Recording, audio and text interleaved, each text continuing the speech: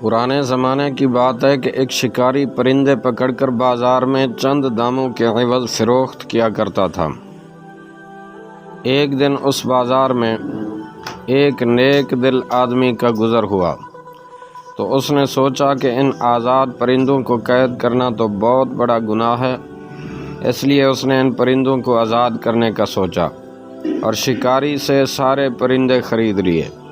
لیکن آزاد کرنے سے پہلے اس نے سوچا کہ یہ شکاری تو پھر ان پرندوں کو پکڑ کر قید کر لے گا، اس لیے وہ سب پرندوں کو گھر لے گیا اور وہاں ان کو چند الفاظ سکھانے شروع کیے کہ ہم سیر کرنے باغ نہیں جائیں گے، اگر باغ گئے تو شاخ پر نہیں بیٹھیں گے، اور اگر شاخ پر بھی بیٹھ گئے تو جیسے ہی شکاری آئے گا ہم اڑ جائیں گے۔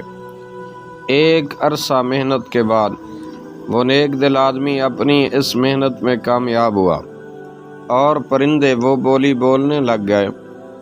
نیک دل آدمی بہت خوش ہوا کہ اب وہ اپنے مقصد میں کامیاب ہوا۔ اس نے ایک ایک کر کے سارے پرندے آزاد کر دیے۔ اب ہوا یوں کہ دوسرے دن صبح سویرے جب شکاری باغ میں پرندے پکڑنے گیا تو کیا دیکھتا ہے کہ پرندے شاخوں پر بیٹھے گنگنا رہے تھے۔ الفاظ کیا تھے کہ ہم سیر کرنے باغ نہیں جائیں گے، اور اگر باغ گئے تو شاخ پر نہیں بیٹھیں گے، اور اگر شاخ پر بیٹھ گئے تو جیسے ہی شکاری آئے گا ہم اڑ جائیں گے۔ شکاری یہ دیکھ کر بہت خوش ہوا کہ اب تو ان پرندوں کی وہ منہ مانگی قیمت وصول کر سکے گا، اور یوں اس نے وہ پرندے پکڑ کر مہنگے داموں فروخت کر دیے۔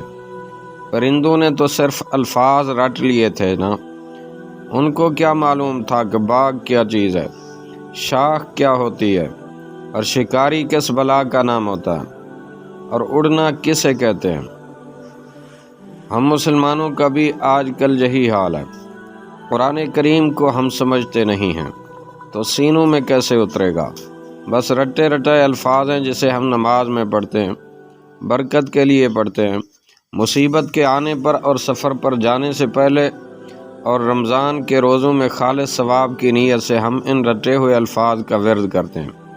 ان پرندوں کی طرح ہمیں بھی قانون کے اس کتاب کی سمجھ ہی نہیں کہ اللہ تعالیٰ نے اس میں ہم سے کیا مطالبات کیے ہیں، کون سے احکامات دیے ہیں اور کن چیزوں سے روکا ہے، کامیابی کے رموز کیا ہیں اور خسارے کا رستہ کون سا ہے، ہمارا دوست کون ہے اور ہمارا دشمن کون ہے۔ جب یہ حال ہوگا تو شکاری باطل قوتیں ہمیں دیکھ کر خوش بھی ہوگا اور اپنا غلام بھی بنائے گا۔ ہمیں بحیثیت مسلمان میرے بھائیوں اپنے آپ پر غور کرنا چاہیے، اور آج سے ہی قرآن مجید کا ترجمہ خود بھی پڑھنا شروع کر دینا چاہیے اور اپنے بچوں کی پڑھائی کا بھی لازمی حصہ بنانا چاہیے۔